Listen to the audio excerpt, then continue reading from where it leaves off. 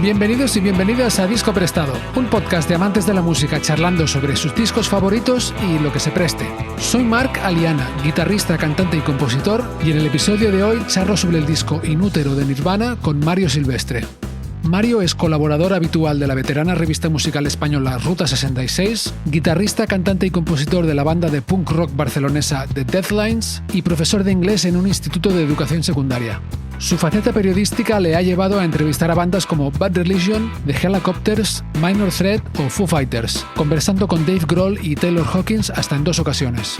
En el episodio de hoy, Mario y yo hablamos de cómo descubrimos a Nirvana, los orígenes, las influencias y el sonido de la banda, por qué eligieron a Steve Albini para grabar Inútero, diferencias importantes entre el Inútero y su predecesor, Nevermind, el impacto del Nevermind en la industria musical, la imagen de Nirvana en contraposición a la de las estrellas del rock de los años 80, la infancia de Kurt Cobain, su personalidad y su interés por el arte, y cómo los problemas de salud impactaron a su obra. Y por el camino nos encontramos con los Pixies, los Melvins, Mudhoney, Sonic Youth, PJ Harvey, The Smashing Pumpkins, Soundgarden, Courtney Love, Leonard Cohen, Iron Maiden y Salvador Dalí, entre otros. Pues ya lo veis, tras un par de meses en drogas y suicidios, volvemos a la carga. Nirvana y la figura de Kurt Cobain siguen envueltos en relatos y leyendas que a menudo se contradicen, y seguro que muchos querréis complementar estos episodios sobre el Inútero con aportaciones, precisiones o incluso correcciones. Os invito a escribirlas en la sección de comentarios si nos escucháis desde Spotify o iVoox, y de lo contrario, siempre podéis mandarme un mensaje a través del formulario de contacto que hay en discoprestado.com. Si llegan a tiempo, incluso puede que incluya alguno de vuestros comentarios en los episodios siguientes. Por último, os recuerdo que esta es la primera de varias partes que dedicaremos al Inútero y que las iré publicando cada jueves. Si queréis apoyar a este humilde podcast independiente y no perderos ningún episodio, suscribíos y la aplicación hará el resto. Bueno, casi. Y sin más preámbulo, Mario Silvestre nos presta Inútero.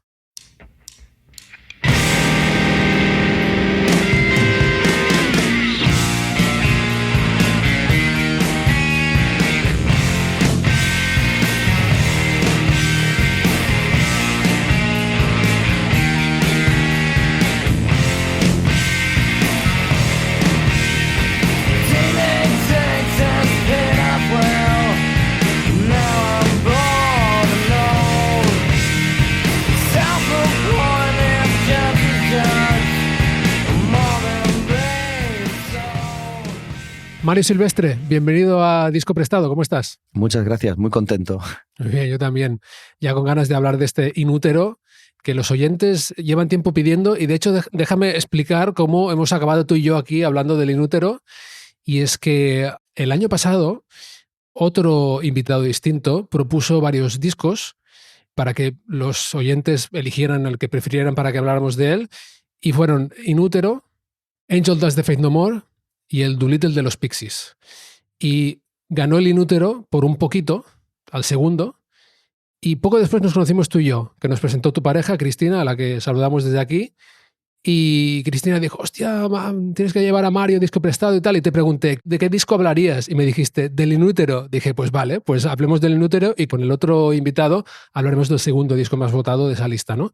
Pero bueno, ¿por qué lo tuviste tan claro que tenía que ser el Inútero? Creo que por una experiencia personal.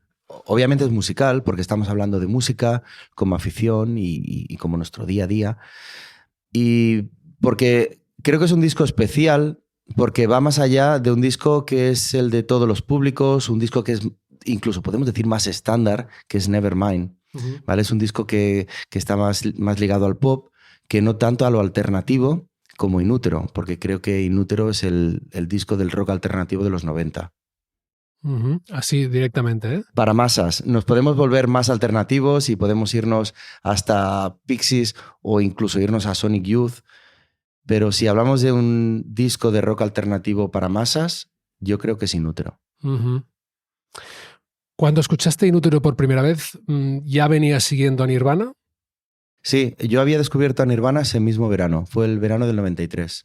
Había visto el nombre en revistas cuando salió Nevermind, pero no tenía ninguna conexión con nadie que fuera fan de la música, del rock and roll, mucho menos del punk.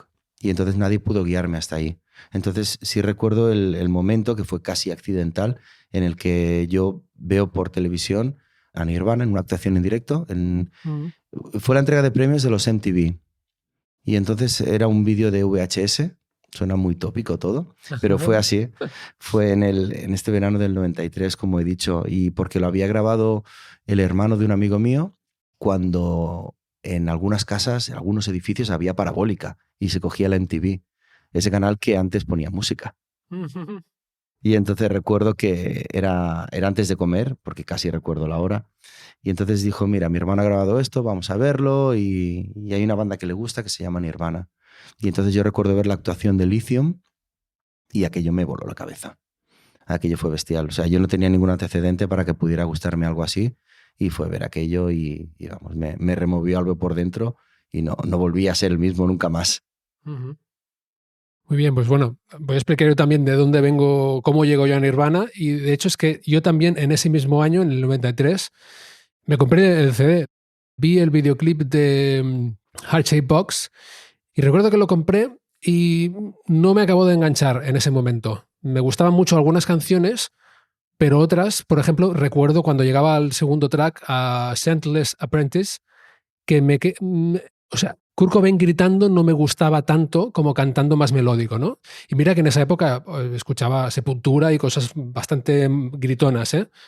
Pero bueno, se quedó ahí el CD. Este que traigo hoy es otro que he comprado nuevo, como te comentaba antes, pero no acabé de hacerme fan y ahora, bueno, el último año yo diría, he ido escuchando más Nirvana. Evidentemente, a ver, hay canciones de Nirvana que yo creo que cualquier persona que escuche rock, es que son discos muy importantes, ¿no? Pero he ido metiéndome más y más para esta charla. Muchas veces pasa que hablamos de discos que conozco bien y otras que no. Este para mí estaría como en medio, ¿no? Y mi primera impresión al volver a escuchar el Inútero es, me gusta más el Nevermind, pero después de escucharlo muchas veces, creo que me gusta más el Inútero. Ahora, a ver, que también no hay que quedarse con uno, ¿no? Pero para ti, ¿qué tiene el Inútero que no tenga el Nevermind? Inútero, para empezar, creo que es un disco más arriesgado que Nevermind, ¿vale? Creo que hay una historia detrás de Nevermind, de por qué puede sonar tan pop, de por qué puede sonar tan estándar, para poder dar ese salto desde el underground hasta las grandes masas y hasta hacer todo lo que hizo.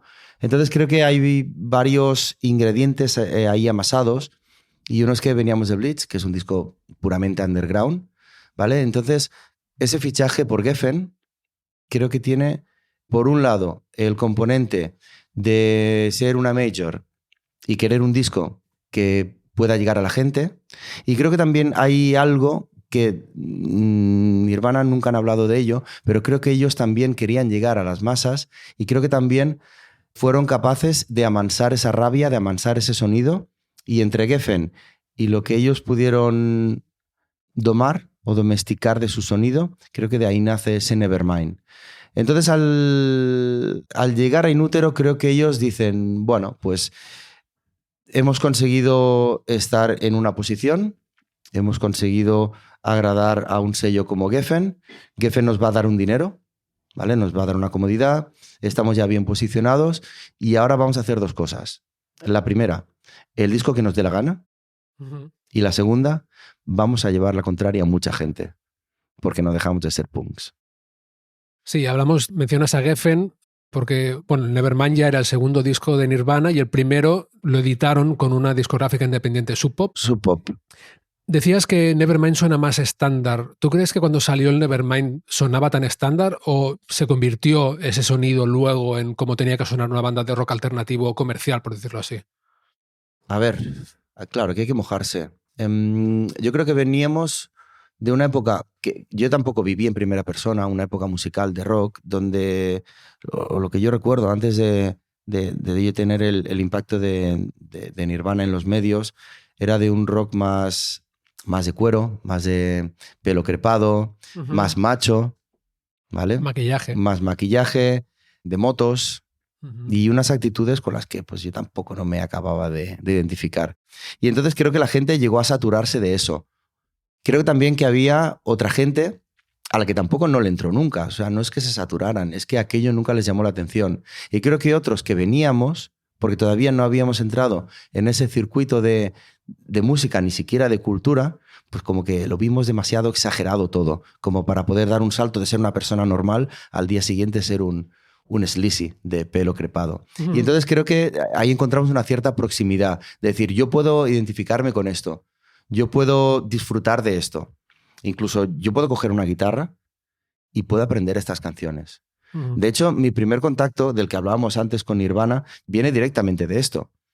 Viene de esa imagen en la que, bueno, yo había visto, yo no me sentía cercano, a pesar de que, pues sí, me gustan muchas bandas y ya me habían gustado, me habían llamado la atención. Pero no es hasta el momento en el que veo 3 tíos en un escenario vestidos de manera normal, con esas camisas normales, nada ajustadas, nada de cuero, pantalones rotos. Y entonces cuando empiezan a hacer música, me suena una música más cercana, más familiar, a pesar de la distorsión. Y luego cuando veo ya que empiezan a gritar, suena ese tema que es Lithium, y cuando acaban de tocar lo rompen todo, Mm. yo recuerdo, me puse de pie en el sofá y yo pregunté, ¿qué es esto? Mm. Claro, has mencionado el tema este de la cercanía, ¿no? Porque es verdad que estas bandas de los 80, bueno, y las estrellas del pop también de los 80, también las bandas de rock and roll, estos de los pelos crepados que estabas hablando, había una cierta distancia con el público, ¿no? Bueno, una distancia abismal con el público. Eran como semidioses, si no dioses directamente, ¿no? Entonces es verdad que yo recuerdo ese momento en el que empiezan a salir estas bandas que parece el tío que te encuentras en la panadería, ¿no? Esperando para comprar el pan. I'm so happy 'cause today found my friends are in my head. I'm so ugly, that's okay 'cause so are you. Book on mirrors, Sunday morning is every day for all I care. And I'm not scared, light my candles in our days 'cause I found God. Yeah!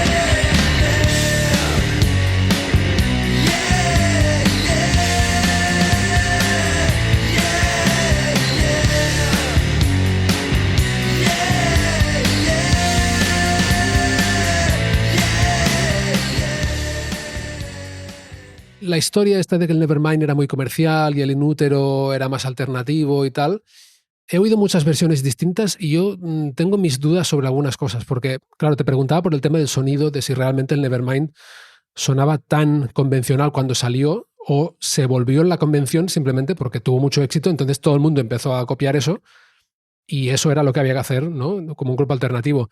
Yo, por ejemplo, una cosa que se dice mucho del Nevermind es que está sobreproducido. Y yo tampoco, o sea, está producido, claro. Evidentemente el Inútero es mucho más crudo, pero tampoco escuchando el Nevermind me parece que sea un disco súper artificial en el sentido de que haya muchas capas de cosas ni muchos instrumentos extras. Sí que las guitarras están dobladas muchísima parte del tiempo, que la voz está como más separada de la música, ¿no? En el Inútero lo tienes todo mucho más junto. Es como si estuvieras en la habitación, en la sala con ellos, ¿no? Pero en mi opinión, el Nevermind igual no suena tan sobreproducido como se ha dicho. Y también pienso que, bueno, ¿qué te parece a ti? ¿Es posible que Nirvana, sorprendidos por el éxito que tuvo el Nevermind, empezaran como a hablar un poco pestes del disco, que no era lo que ellos querían y tal, un poco para decir, es que nosotros no somos comerciales, nos lo han hecho esto, ¿no? Para satisfacer a esa base punk que les seguía de antes. Yo estoy totalmente de acuerdo con eso. También tenemos que tener en cuenta que eran gente que escuchaba muchísima música, ¿vale? Era gente que no hacía ascos a nada. Incluso luego podemos hablar más adelante de músicos como Leonard Cohen, de los que Kurt Cobain era fan. Y músicos o bandas como los Iron Maiden, de los cuales Kurt Cobain también era fan. ¿En serio? Sí, lo que pasa es que le daba vergüenza decirlo. O sea, piensa que dentro de la estética y de la actitud de Kurt Cobain había mucho cuidado. Hace no mucho tiempo yo hablé con un amigo mío el por qué había, por ejemplo, por qué Kurt Cobain llevaba esas camisetas tan punks, ¿no? Cuando había publicado un disco que había llegado a las masas, que había llegado al número 1. Y entonces yo creo que Nirvana, como banda, y sobre todo Kurt Cobain al frente, lo que quiere es proclamar sus orígenes punks, sus orígenes underground, incluso lo-fi, y hacer un poco de contrapeso con ese artista mainstream en el que se había convertido. Sí, porque parece, bueno, voy a mostrar mis cartas también. Tengo aquí este libro que se llama Serving the Servant, de Danny Goldberg, que fue manager de Nirvana durante toda esta época que estamos hablando, desde antes del Nevermind hasta que se disolvieron. Me dijiste que lo has leído en algún momento, ¿no? Este libro. Sí, lo he leído. Danny Goldberg dice cosas como, por ejemplo, que el Nevermind suena exactamente como Kurt Cobain quería que sonara. Y justamente lo que tú estabas diciendo ahora, que Kurt Cobain era muy consciente de la imagen que proyectaba y que sí, que tenía al lado este punk y tal, pero que él realmente lo que quería era triunfar para las masas y hacer, o sea, tener discos con super hits. Entonces, claro, es una banda y un personaje también, con el final que tuvo Kurt Cobain, sobre la que, o sea, se ha escrito tanto sobre ellos que al final no sabes, incluso las historias de Steve Albini, el productor de In Utero, que también hablaremos de él, no sabes a quién creerte, ¿no? Es como... No. Hay una anécdota bastante curiosa que cuenta Dave Grohl. Como sabes, Dave Grohl entra después a tocar. Después del primer disco ya. Después del primer disco y de muchas giras, porque Nirvana había tocado mucho. Si otra cosa tuvo, es que rodó todas las carreteras habidas y por haber, antes de llegar a ese éxito de Nevermind. A nivel personal, por lo visto, eran gente bastante sencilla. Y entonces recordaba en una entrevista a Dave Grohl que, bueno, en las primeras negociaciones con Geffen, en las primeras tomas de contacto, pues él va de una manera muy relajada. Y entonces le pregunta a uno de los directivos de Geffen, ¿qué es lo que queréis conseguir? Y entonces responde Kurt Cobain, queremos ser la banda más grande del mundo. Dave Grohl lo primero que hizo fue reírse. Se me escapó una risa porque pensé, vale, ahora vamos a vacilarle a este tío. Y entonces cuando me giré, vi a Kurt Cobain que estaba hablando con la cara más seria del mundo. Y pensé, joder, ¿este tío va en serio? Ahora que mencionas a Geffen otra vez, por cierto, otra cosa que dice Danny Goldberg en este libro es que Geffen realmente ayudó a Nirvana a hacer el disco con In Utero que quisieron. O sea, que realmente no hubo las presiones que se dijo en ese momento, que le estaban poniendo presión de Geffen a la banda para que no usaran las mezclas de Steve Albini, etc. Pero bueno, igual esto lo dejamos para dentro de un rato. Y si te parece, podemos hablar un poco de los orígenes, ya que has comentado, ¿no?, que eran gente bastante sencilla, de los orígenes, sobre todo de Kurt Cobain, porque evidentemente va a tener un protagonismo durante esta charla, ¿no? Lo tenía en Nirvana y lo tiene que tener en estos episodios sobre el In Utero, porque comentábamos fuera de micro antes de empezar que justamente no eran ni de Seattle, o sea, eran de un, no sé si pueblo, pero bueno, una ciudad muy pequeña del estado de Washington, ¿no?, de Aberdeen. Eran de Aberdeen, sí. Chris Novoselic y Kurt Cobain. Y Kurt Cobain. Que son los dos que empezaron la banda, ¿verdad? Sí, son dos personas que se conocen a través de Buzz Osborne, que es el líder de Melvins, que era entonces la banda icónica de todo ese mundillo que había por la zona de la costa oeste. ¿Eran de Aberdeen también? Eran de Aberdeen también. Era un circuito muy pequeño y entonces ellos eran pues un poco la banda insignia que había y a quien todo el mundo seguía. Y entonces mediante ellos pues un día Buzz decide presentarlos y entre Kurt Cobain y Chris Novoselic pues bueno, deciden que van a montar una banda. Vi un documental que no recuerdo ni cómo se llama, pero bueno, investigando para el podcast, un documental en la que salían un montón de vecinos de Aberdeen, no sé si lo has visto, que hablaban gente que conocía a Kurt Cobain cuando era pequeño, el tío, el abuelo de Kurt Cobain también. ¿Sabes de qué documental te hablo? No estoy seguro. ¿El Montage of Heck, tal vez? No, es un documental cutrillo, ¿eh? Pero con estos testimonios como muy cercanos, o al menos eso decían. El documental en cuestión se llama Nirvana Up Close and Personal y si os interesa está en YouTube. Seguimos. Bueno, la cuestión es que había mucha gente, el profesor de guitarra de Aberdeen, ¿no?, de Kurt Cobain, y coincidían todos en que fliparon cuando se enteraron de que Kurt Cobain estaba triunfando con Nirvana, porque de hecho él se va en un momento dado, ¿no?, de Aberdeen, se va a Olympia primero, creo, y allí hay mucha más movida ya y tal, pero bueno, que le pierden la pista durante un tiempo, ¿no?, este chico tímido que intentaba tocar la guitarra pero tampoco tocaba tan bien, y de repente es más famoso que Madonna, ¿no? Me hizo mucha gracia que, ¿sabes cuando hay un asesinato y salen en las noticias los vecinos diciendo, es que no lo parecía, ¿sabes? No me lo hubiera imaginado nunca y tal. Pues lo mismo, pero con Kurt Cobain siendo una superestrella, ¿no? Entonces, ¿sabes cómo él decide irse de Aberdeen? No sé, ¿puedes resumir un poco este viaje hacia formar Nirvana y empezar a tocar ya en sitios? Sí. como decíamos, ellos se conocen en Aberdeen, montan la banda en Aberdeen.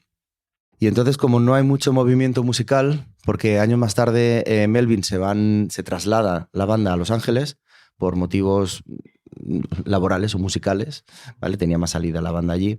Entonces, Kurt Cobain conoce a una chica, la batería de la banda Bikini Kill, y entonces decide mudarse con ella a Olimpia. Ella ya era de Olimpia. En la ciudad había una especie como de movimiento underground punk no únicamente en lo musical, sino también en lo cultural. Digamos que había un movimiento artístico y entonces a eso Kurt Cobain se apunta.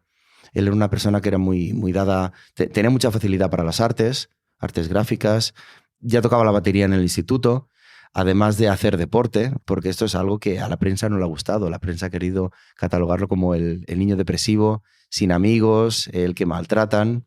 Puede ser que hubiera algo de eso, pero él era un chico popular en el instituto y, como se ha dicho, incluso con una cierta fama entre las chicas. Curioso. ¿Sabes a qué deporte jugaba? Sí, hacía lucha grecorromana. Hostia. Y entonces, sí, entonces hay también una anécdota que se ha contado, que es la noche que conoce a Courtney Love, que ella pues ya sabes cómo es, una persona muy bestia, se le echa encima y entonces hacen ahí como una especie de pulso en el suelo. Y entonces Kurt Cobain acaba por inmovilizarla a ella. Y entonces esto leí. Si no llega a ser porque Kurt Cobain conocía algunas técnicas de lucha grecorromana, no hubiera sido capaz de movilizarla. Uh-huh. Ahora, hablando de Kurt Cobain tan joven y un poco de la imagen que la prensa quiso dar de él y tal, recuerdo también que hablaban en este documental de que tenía problemas de salud desde muy joven, ¿no? ¿Era algo del estómago, puede ser? Como que vomitaba muy a menudo, no sé, tenía como problemas de indigestión y de acidez. Y lo digo, parece una tontería, pero es que me parece que puede tener mucho que ver con su voz, en realidad. El hecho de que tuviera ese ácido pasando por la garganta tan a menudo y tal. A ver, no sé si es aventurarme, pero Kurt Cobain se ha dicho que su personalidad es fruto del divorcio de sus padres. Se dice que desde el momento en el que sus padres se separan, pues él cambia totalmente. Entonces es lo que ahora se llama, porque ahora a la gente le gusta mucho poner etiquetas, sobre todo a los psicólogos, era un chico hiperactivo. Ahora se llaman que tiene TDA. Entonces lo que sí, bueno, lo llevan al médico y bueno, y como hacen los médicos, pues es recetar pastillas. Entonces le recetan unas pastillas que se llamaban Rohypnol, por lo que sé. Y entonces creo que esto es el principio del contacto de Kurt Cobain con la ingestión química. Uh-huh. Y saltamos un momento al inútero porque hay mucho tema de enfermedad también en el disco, ¿no? O sea, él tenía problemas de salud física también. Claro, la salud física y la mental no sabes hasta qué punto, dónde acaba una y empieza la otra, ¿no? Pero que era algo que sin tener una gran enfermedad física que digas, bueno, es una sentencia de muerte, está muy marcado por el sentirse mal, digamos. Sí, yo creo que es un disco que tiene el concepto de la enfermedad muy marcado, incluso te voy a decir que en cada tema. Podemos empezar por decir que él a sí mismo físicamente no se gustaba nada. Es uno de los motivos por los que él llevaba tantas capas. Se veía tan delgado que entonces intentaba suplir esa falta de cuerpo, de masa, con muchas capas. Que luego eso pasa a ser una moda. Es verdad. En los 90. Totalmente. Entonces empezamos por eso. Pasamos también a los problemas estomacales que él tenía. Como excusa o como motivo o como le queramos llamar, dicen que es la razón por la cual él empieza a tomar heroína. Y luego, pues sinceramente, eran personas que tampoco se cuidaban mucho. Dave Grohl dijo que cuando él se muda a Seattle estaba viviendo en casa de Kurt Cobain, en la pocilga, Kurt Cobain, y que se alimentaban a base de perritos calientes y de una especie de macarrones con queso que vendían ya precocinados. Ah, sí, los he visto esos. Y sí. Esa era su dieta. Ese muy típico americano eso. Sí. Sobre todo si no tienes mucho dinero, que también era el caso. Claro. Y entonces creo que todo eso pues, juega un papel fundamental en el primero, no verse físicamente bien y luego interiormente pues tener un estómago bastante machacado, la ingestión de drogas, luego ya cuando llega la heroína y una mala alimentación. Uh-huh. Y en cuanto al interés por el arte, ¿sabes por dónde le entra esto? ¿Tenía algún familiar, Porque claro, estamos diciendo que vivía en un lugar donde no pasaban muchas cosas, en una zona más bien deprimida, tiene que haber una cierta exposición, ¿no? Al arte para que te interese. Las primeras referencias de las que hablan son de los Monkees, la banda Los Monkees. Hostia. Sí, de hecho creo que es algo bastante generacional porque lo he visto compartido por varios músicos. Entonces esa cercanía ahí. Y Kurt Cobain tenía una tía que creo que era profesora de música y es quien le enseña a tocar la guitarra y quien le da las primeras lecciones sobre música. Y entonces ella en un documental también lo explica, cómo le presta su guitarra, incluso cómo le ofrece grabar con su caja de ritmos. Y él se niega, dice, no, dice, es que quiero que mi música sea natural, que suene lo más natural posible. Y por contra, él lo que hace es coger una maleta y grabar unas bases de percusión con la maleta. Y eso está grabado. Hostia. Está grabado y se puede encontrar esto. Se puede encontrar, sí. ¿En YouTube o...? Puedes encontrarlo en YouTube y la primera vez que lo vi de todas fue en este documental de quién mató a Kurt Cobain, que no sé si llegó a prohibir Courtney Love, porque apuntan hacia ella como la principal artífice de la muerte. Que eso es otro melón que se puede abrir en otro momento. Iba a decir, otro melonazo, sí, Courtney Love. Bueno, entonces cuando Nirvana con un batería distinto graban Bleach, su primer disco, ¿están ya en Seattle? Ellos ya se mueven a Seattle. Vale. Entonces, ellos quieren formar parte de la escena musical que se mueve en Seattle y que se mueve a raíz de un sello, que es el Sub Pop, que viene de un fanzine escrito, que era Subterranean Pop. Uh-huh.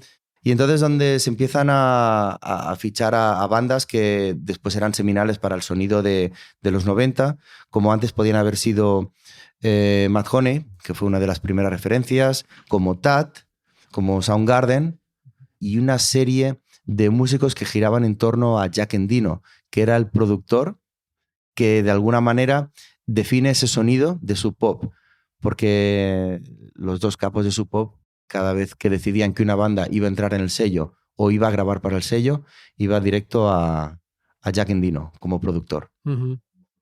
¿Sabes cuándo es la primera vez que escuché yo hablar de Jack Endino? Y ahora vas a flipar. ¿Has escuchado un disco de Bruce Dickinson que se llama Skunkworks? No. Bueno, Bruce Dickinson, el cantante de Iron Maiden, para quien no lo sepa, en el 96 sacó un disco de rock alternativo que se dijo que era el disco grunge de Bruce Dickinson porque lo produjo Jack Endino y el sonido no tiene nada que ver con el de Bleach, pero es uno de mis discos favoritos de todos los tiempos, que yo creo que no le gusta ni a Bruce Dickinson. Pero bueno, volvamos al Bleach y graban este disco con Jack Endino. ¿Destacarías algún tema en particular de ese disco? Sí. A ver, el que conoce todo el mundo es el de About a Girl. Claro. ¿Vale? Pero si te tengo que decir un tema que me gusta mucho, y no sé por qué, porque tampoco no es a nivel estructural ni a nivel melódico, no es nada destacable, pero sí es un tema al que yo le tengo mucho cariño, que es Big Cheese, Gran Queso.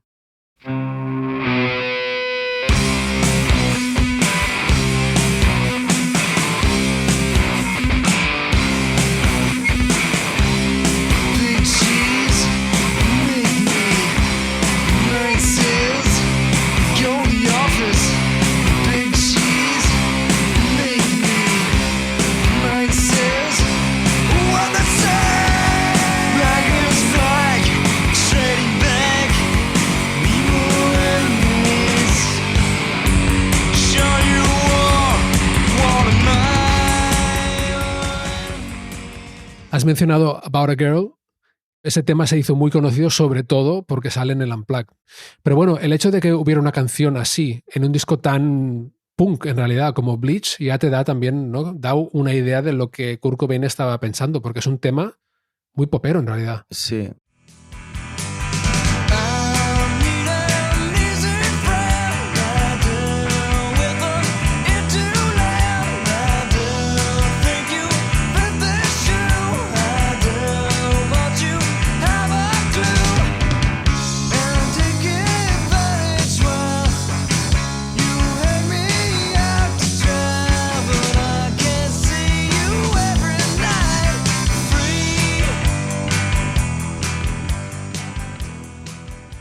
Es lo que le estamos un poco dando vueltas de cuáles eran las influencias de Kurt Cobain. Entonces era un abanico bestial. Y se dice que escribió esa canción después de haber estado escuchando todo el día a los Beatles, Hostia. que era un gran fan de los Beatles. De hecho, si ves alguna de las entrevistas de Butch Vig, que es quien grabó Nevermind, pues le hace mucho chantaje emocional. Dice que Kurt Cobain era una persona muy buena doblándose las voces, ¿vale? Haciendo distintas capas de voces sobre la suya, y no era muy dado a hacerlo, porque le gustaba una sola capa y le gustaba que la voz sonara muy natural, que no tuviera ese colchón. Y entonces Butch Vig dice que logró dar con esa tecla para manipularlo. Y él le decía, dice, deberías hacerlo porque John Lennon también lo hacía. Claro. Dice, y una vez di con eso, dice, luego le pude hacer el chantaje cada vez que quise. Ajá. Y decía, bueno, vale. Y quedó con ese bueno, vale, cada vez. Butch Vig, que por cierto es el baterista de Garbage también. Sí, sí, sí. Para quien no lo sepa, sí, pero vamos, que en esa época que produjo el Nevermind también justo estaba produciendo un disco de los Smashing Pumpkins, Sí. que también lo petó muy fuerte. ¿Es el Gish? ¿Puede ser? No sé si fue el Gish o el Simon's Dream. Creo que fue el Gish. Pero bueno, que Butch Vig también venía de ese mundo underground de bandas alternativas. No era un productor de rock comercial o... No es demasiado arriesgado decir que seguramente Nirvana no se esperaban tener el éxito que tuvieron con el Nevermind, ni mucho menos, ¿no? Bueno, nadie. No se lo esperó nadie, pero es que ni siquiera se lo esperó la compañía. Geffen era una compañía ya con un cierto estatus, una compañía con un dinero para poder invertir en bandas, pero no les apoyaron. Además, piensa que en Geffen también estaban Guns N' Roses. Entonces dedicaron muchísimo del capital de Geffen para los famosos Use Your Illusion. Entonces, claro, entre todo ese capital invertido, Sonic Youth, que también les estaban dedicando dinero, y lo que quedaba para el resto de bandas, pues no recuerdo si les dieron como $150,000 o algo así para grabar ese disco, que por cierto lo grabaron en los estudios Sound City, donde se han grabado tantos clásicos. Y entonces no tuvo el apoyo de su discográfica. Y de un día para otro, pues lo petó, lo rompió todo. Has mencionado a Sonic Youth. De hecho, creo que Nirvana acabaron de convencerse de ir con Geffen porque Sonic Youth habían dado el paso y decían que la discográfica les había dejado hacer lo que querían a nivel creativo, ¿no? Que no les había supuesto tener que reprimirse o tener que grabar hits ni nada de eso. Sí, porque en los 80 sí que hay un estilo de música que es el que llega a las grandes masas, que hemos mencionado antes, pero todo esto ya se estaba cultivando. Se cultivaba desde el final de los 70, desde los primeros 80. Ya había una escena de rock alternativo o de rock underground, ¿vale? Entonces, para las bandas incluso las más punks, no era algo malo. Después sí lo fue. Después ya pues te llamaron vendido y te llamaron todo lo que te podían llamar. Pero las bandas aspiraban a estar en una gran discográfica para tener alguna de las comodidades. Que ya fuera el tener un cierto capital económico para vivir bien, un dinero para grabarte tus discos y una cierta pues estabilidad económica. Entonces no estaba mal visto. Bandas como Husker Du ya lo habían hecho anteriormente, en el 84 o el 85, no recuerdo cuál es el primer año. Sonic Youth también lo habían hecho. Y entonces todas estas bandas ya aspiran. Sí, Rem también, bueno, no eran tan punks, pero bueno, también Rem era una banda que llevaba un tiempo, creo, ya en... Sí, creo que eran 6 los discos con IRS, con el primer sello, y después ya saltan a una multinacional, saltan con Green, y bueno, además Green también es un discazo, y luego ya saltan con ese hit que es Losing My Religion y todo lo que trae. Hola, soy Marc Aliana y estás escuchando Disco Prestado. Suscribirse a este podcast es una gran idea por al menos 3 razones. La primera, que no hará falta que te acuerdes de qué día voy a publicar el próximo episodio porque tu aplicación te avisará. La segunda, que tener más suscriptores me ayudará a ganar acceso a más invitados interesantes que quieran venir al programa a hablarnos de grandes discos. Y por último, la tercera, que encima suscribirse es gratis. Así que ya sabes, si no lo has hecho ya, no lo dejes para luego y suscríbete a Disco Prestado en tu aplicación de podcasts. Y ahora volvemos a la charla. Pero bueno, en este libro, Serving the Servant, hay una comparación de 2018, o sea, para poner en perspectiva hasta qué punto Nevermind es importante, compara los plays que tiene en Spotify, Smells Like Teen Spirit, ¿no? La canción más conocida del Nevermind y seguramente de Nirvana, diría yo, con canciones de Madonna y otras, ¿no? Pero eso es de 2018, o sea que voy a mirarlo ahora rápidamente. veamos, por ejemplo, un tema de pop muy conocido de los 80 o los 90. Madonna, Material Girl, por ejemplo, ¿no? A día de hoy, esa canción tiene casi 600 millones de reproducciones en Spotify. Y vamos a ver Smells Like Teen Spirit. Casi 2.500 millones de reproducciones. Parece mentira casi, ¿no? Porque dirías, bueno, es que parece que el rock siempre está un poco... que no es tanto como las estrellas del pop, pero... Bueno, y aparte habrá muchísima gente que tiene el Nevermind que lo escucha en su CD, en su álbum o lo que sea, ¿no?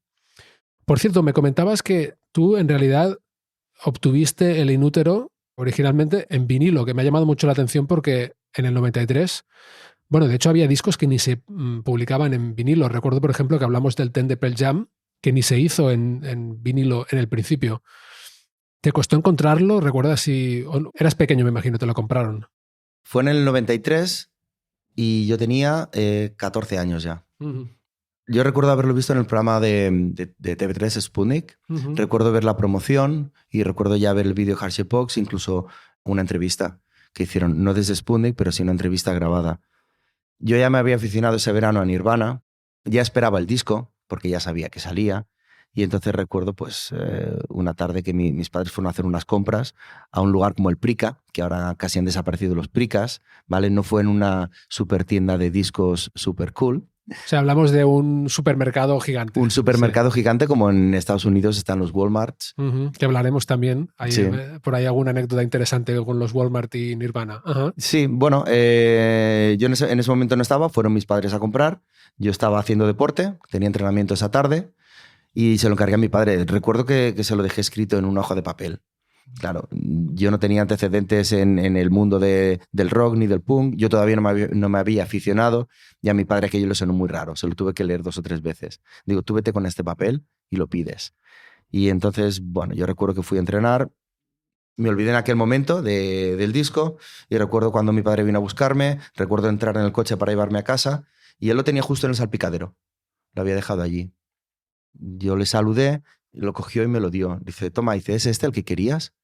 Y entonces fue la primera vez que yo lo tuve en mis manos. Uh-huh. Y es la primera edición española que por supuesto tengo. Digo, sí, es este. ¿Habías visto la portada antes de tener el vinilo en tus manos? Sí, la había visto en televisión. Uh-huh. Bueno, hablaremos de la portada también. Sí. De momento, Nirvana lo petan, por resumirlo muchísimo, con el Nevermind. Se genera un torbellino mediático acojonante y tienen la presión, que eso pasa con muchas de estas bandas, ¿no? Cuando sacaban un disco muy fuerte, que vendía muy bien, de repente tienen la presión de hacer otro, ¿no? De seguir creando hits así. ¿Cómo contactan con Steve Albini, que es el productor productor o grabador, que eso también veremos, cómo se denomina él mismo? ¿Cómo contactan con él para grabar Inútero? Ellos ya conocían a Steve Albini. Era una persona conocida en el circuito underground, en el circuito punk. Tenía una banda que era Big Black, que ha grabado uno de los discos icónicos de lo que ahora se llama el rock alternativo. Mm. Y entonces tenían sobre todo referencias de una de sus bandas favoritas que eran Pixies. Ellos deciden pues, que les gusta ese sonido y que quieren transportar esa esencia que Steve Albini ha traspasado a los Pixies, que ellos lo quieren asimilar en su sonido. De hecho, también hay una anécdota de Jack Endino en la que cuenta que les costó mucho trabajar con Jack Endino. Dice, a ver, no es que no les gustara mi trabajo, pero es que ellos tenían ya tan claro el sonido que querían, dice que estaban forzándome a mí y a mi estudio y a mis aparatos a sonar como sonaba Steve Albini. O sea que ya, como antecedente de Bleach, ya aparece Steve Albini. Uh-huh. Y entonces, cuando les dan ya esa cierta libertad, ellos deciden que va a ser con Albini y además deciden que lo quieren hacer a su manera y que lo quieren hacer con total libertad. Uh-huh. Y se van a un estudio de Minnesota en la... Pachyderm, eso, sí. En la nieve y se encierran allí. Bueno, grabaron y mezclaron el disco en como 2 semanas, ¿no? Depende de según dónde lo leas, te dicen 10 días, 2 semanas, tal, pero muy rápido, ¿no? Lo hicieron muy rápido porque eran temas que ellos ya tenían muy tocados y tenían muy ensayados. Entonces, si por un lado tenemos Nevermind, que podemos decir que tenga más o menos producción, pero lo que sí tiene son una serie de capas de guitarras bastante amplia, lo que querían hacer era un disco que sonara más cercano al directo o más cercano a la naturalidad. Entonces, entre lo bien ensayadas que tenían las canciones y esa esencia que no querían perder de natural, los temas se graban casi en una toma. Ujú. Muchos de ellos. De hecho, el primer tema que tocan en el estudio, la sensación que tuvo Albini fue de mirarlos y dijo, bueno, pues ya está. Luego, obviamente, pues se graban capas porque hay coros, hay guitarras dobladas y hay una producción. Sí, yo creo que graban las pistas básicas en directo Ujú. y luego creo que todas las voces prácticamente se grabaron aparte. Sí, He leído por ahí que en un día, en 6 horas, grabó todas las voces principales y luego hay partes donde sí que hay alguna guitarra añadida, ¿no? Ujú. O alguna pandereta, bueno, hay un cello en algunos temas, Sí. ya lo veremos cuando hablemos de cada tema uno por uno. Ellos cuando contactaron con Albini, Albini mandó una famosa carta, ¿no? a la banda diciendo cuáles eran sus condiciones. Claro, Steve Albini también venía de una estética punk, una estética muy contracultural. Entonces él, a pesar de que ya tenía una fama, no quería entrar en ese sistema mainstream. Y entonces, dentro de sus creencias y de sus valores, dijo, vale, yo grabo este disco, yo grabo a la banda más grande del momento, ¿vale? Pero una de mis condiciones es que yo no soy esa persona que ahora se vende a la fama y entonces esto lo voy a acotar con el precio que me tenéis que pagar. Y entonces creo que puso un precio de $100.000 o $150.000 para ser una banda que estaba generando unos ingresos bestiales. Y sin residuales, ¿no? O sea, bueno, sin royalties, que muchos productores, o igual la mayoría en esa época, Ujú. cobraban por ventas del disco también. Bueno, igualmente, a ver, esto se dice muy a favor de Albini como que es el super punk. $100.000 de entonces, del 93, son como $230.000 de ahora. Lo he buscado antes por la inflación y tal, por un par de semanas de trabajo. No está mal tampoco, ¿eh? No está mal. Eh. Tampoco no lo hizo por amor al arte. Él dijo que quería, que tampoco es cierto, obviamente, por el desfase económico. Él dijo que su trabajo era tan respetable como el de un fontanero. Ya. Pero claro, un fontanero por 7 días de trabajo o por 2 semanas no gana un dinero como para comprarse por lo menos un piso en un pueblo, ya no en una gran ciudad. Ya. Ujú. Por cierto, tengo una cita aquí de Albini en la que Albini decía: el tío que te instala el retrete no decide de qué color va a ser, ¿no? Pues eso. Pero bueno, en cualquier caso, a ellos les atraía la ética de trabajo de Albini, ¿no? Y bueno, aparte del el currículum, por decirlo así, que tenía, y que, bueno, que eran fans, como has dicho, de discos que él había producido o grabado, como él dice, porque, bueno, Albini dice que él no produce en el sentido de que no interfiere con lo que hace la banda, ¿no? Sino que simplemente graba y luego en su caso lo mezcla, como fue aquí el caso en la mayoría la mayoría del disco, que también hablaremos de eso. Pero bueno, había producido el Surfer Rosa de los Pixies, Pod de los Breeders y el Riddle Me de PJ Harvey, que de hecho salió unos meses antes que el Inútero, y dicen que a Kurt Cobain le gustó mucho también. Entonces, bueno, se van a la montaña, a Pachyderm Studios, como decías, y dicen que una de las razones por las que se fueron a la montaña, tan aislados de todo, era por el tema de las adicciones de Kurt Cobain. ¿Sabes en el momento de grabar Inútero en qué situación estaba él? ¿Estaba tomando heroína ya? Sí, él, por lo que dijo Chris Novoselic, él cree que él empieza a tomar heroína sobre el 89-90. Hostia. Sí, y imagino que al principio de forma esporádica, pero lo que sí hace mucha incidencia a Chris Novoselic es en que Kurt Cobain no hacía ningún alarde de esto, como sí se podía hacer en la televisión con estas bandas más sleazy, ¿no? Entonces a él le daba bastante vergüenza. O sea, a ver, era una persona ya dada con una cierta predisposición, pero sentía una cierta vergüenza. Hombre, para que no lo supieran, dice que supone que empezó en el 80 o el 90. O sea, para que no lo sepa él, que su amigo de la infancia y el bajista de su grupo, pues sí que debía de esconderlo bastante, ¿no? Imagino que luego ya hay un momento en el que se hace evidente, donde los síntomas ya son claros. Y entonces sí que se puede sumar a esa fama y el agobio que le trajo Nevermind.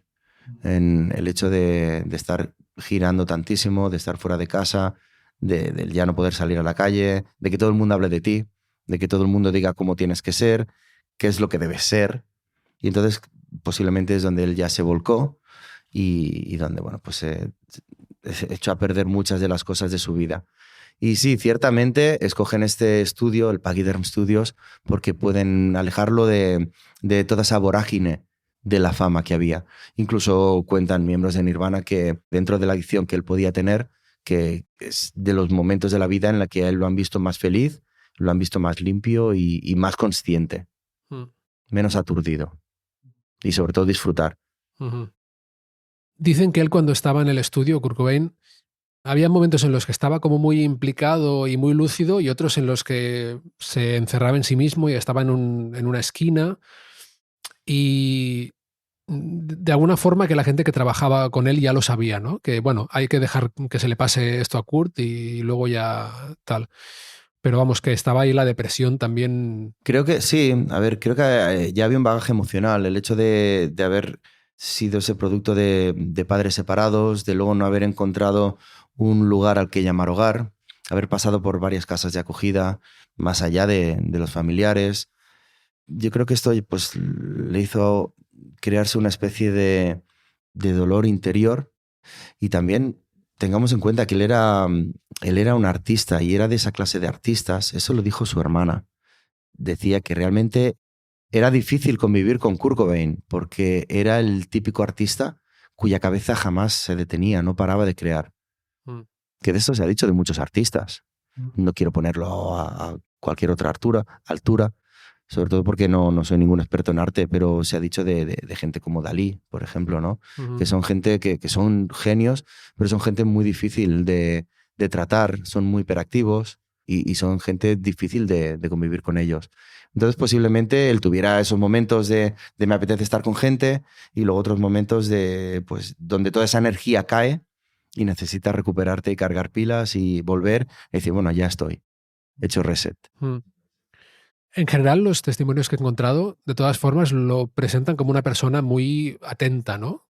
Muy sencillo, muy atento, con sus cosas, como dices, pero que le importaba a la gente, ¿no? Todo el mundo lo recuerda como una persona muy atenta, muy, muy cariñosa y muy contraposicionada a Courtney Love, que es lo que dicen, ¿no? Que bueno, pues Courtney Love era una persona bastante agresiva, bastante poco formal, y él era todo lo contrario, era un ser cariñoso, un ser cercano, era una persona graciosa. También dicen que sí, que tenía como mucho sarcasmo así divertido, ¿no? Sí, por eso un poco para romper esa imagen que la prensa había creado para él. Y así termina el primer episodio que dedicaremos al Inútero. Os recuerdo que suscribirse a Disco Prestado es bien y que volveremos el jueves con la segunda parte. Hasta entonces, muchas gracias, salud y buena música.